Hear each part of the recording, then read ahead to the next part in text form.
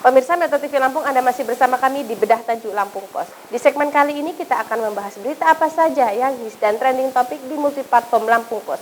Mulai dari lampos.co, lampungpos.id, serta saya100fm.id.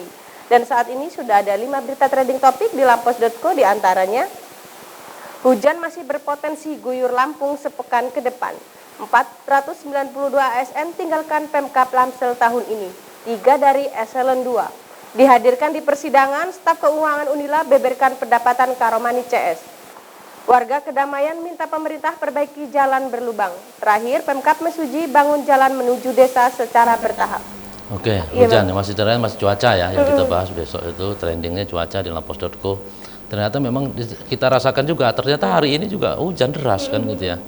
Nah, apakah besok selama sepekan hujan deras itu bagaimana? Tinggal masyarakat mengantisipasinya, apakah memang kan bisa, ternyata hujan ini kadang-kadang bisa dijadwal setiap sore baru turun hujan gitu. Artinya yang punya kepentingan siang segera berangkat untuk agar tidak terhalang oleh hujan kan gitu ya. Kemudian juga pemerintah kota juga harus bersiap-siap untuk melihat apakah mulai ada genangan atau tidak, karena khawatirnya hujan ini kan juga menimbulkan banjir, apalagi nanti saluran pembuangan tersumbat. Itu jangan sampai kecolongan pemerintah kota. Itu yang besok akan kita dorong untuk segera antisipasi dengan cuaca ini seperti itu ya. Nah, kemudian dari persidangan Karomani itu ada staf keuangan yang membeberkan ya pendapatan Karomani CS itu. Artinya memang ada pendapatan-pendapatan yang dalam kutip tidak masuk akal, mungkin seperti itu ya.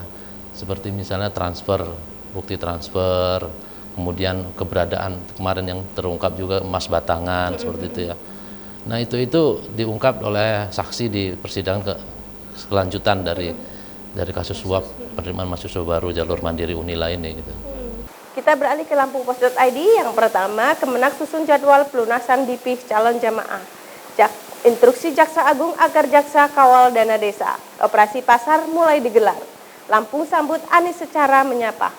Pemkot bangun fasilitas pabrik kemasan UMKM. Dan terakhir, staf keuangan beberkan keuangan Karomani CS. Oke, yang instruksi Jaksa Agung ya terhadap jaksa-jaksa daerah itu memang harus dijalani oleh jaksa-jaksa di daerah untuk mengawal dana desa ini. Maksudnya bukan untuk memata-matai kepala desa sebenarnya ya. Tujuannya di awal itu memang mereka harus bagaimana mereka mengedukasi kepala desa supaya dapat menyusun laporan tidak salah dalam administrasi sehingga mereka terjebak masuk ke menjadi tersangka korupsi. Jadi harus dari awal harus didampingi kepala desa itu untuk penggunaan perencanaan dana desa itu agar tidak terpleset ke ranah korupsi, jeratan korupsi.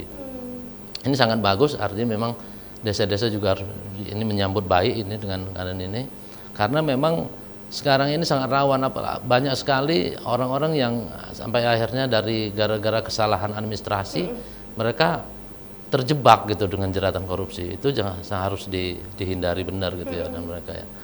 Nah, kemudian yang kedua masih dari sidang Karomani itu ternyata memang staf keuangan ini benar-benar mungkin sudah sangat tahu ya bagaimana alur masuk keluar uang suap itu segala macam, sampai dari sini pun artinya jaksa sudah benar-benar menghadirkan saksi yang benar-benar bisa menjelaskan bahwa itu di sana terjadi kasus korupsi ya dalam penerimaan mahasiswa baru ini. Ini dalam rangka ini artinya memudahkan hakim untuk memutuskan apa yang akan divoniskan hakim nantinya gitu. Sebagai bahan pertimbangan ya, Bang? Ya, benar. Dan kemudian ada lagi operasi pasar. Operasi pasar ini ternyata Lampung dan beberapa kabupaten kota sudah mulai menggelar operasi pasar ya, terutama satu untuk menyambut Ramadan, karena terutama pasti di Ramadan ini tingkat konsumsi akan meningkat.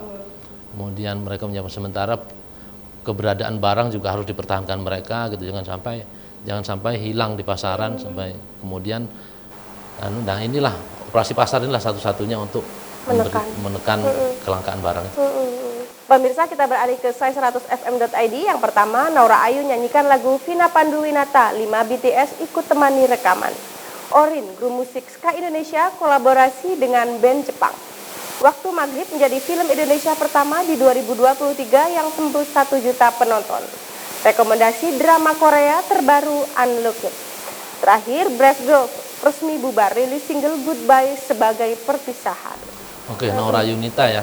Ternyata memang sekarang masih ya masih mengcover lagu-lagu lama, dijadi arrange kembali, dinyanyikan kembali sama bintang-bintang baru. Ini kali ini lagu Vina Panduwinata yang dulu memang sempat menjadi diva ya. Kemudian lagunya luar biasa. Kemudian ingin diulangi kesuksesan itu oleh Nora Yunita, penyanyi baru gitu ya.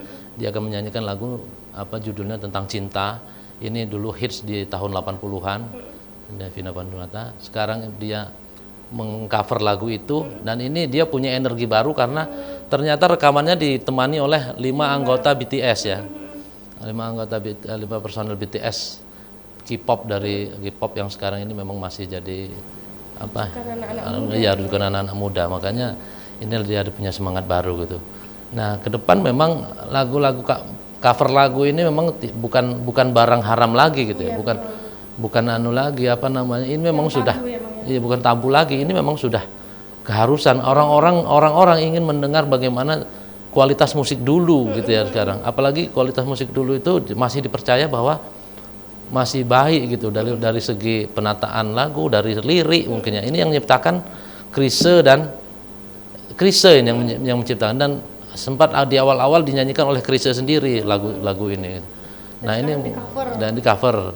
Setelah Chrisye dinyanyikan Vina Panduwinata, kemudian sekarang di cover oleh Nora Ayu ya. Jadi ke depan memang ya sangat bagus lah industri permusikan Indonesia ke depan semakin baik. Artinya pendengar juga bisa mendengarkan lagu itu dari tahun ke waktu ke waktu ya, betul. ya, Bang ya.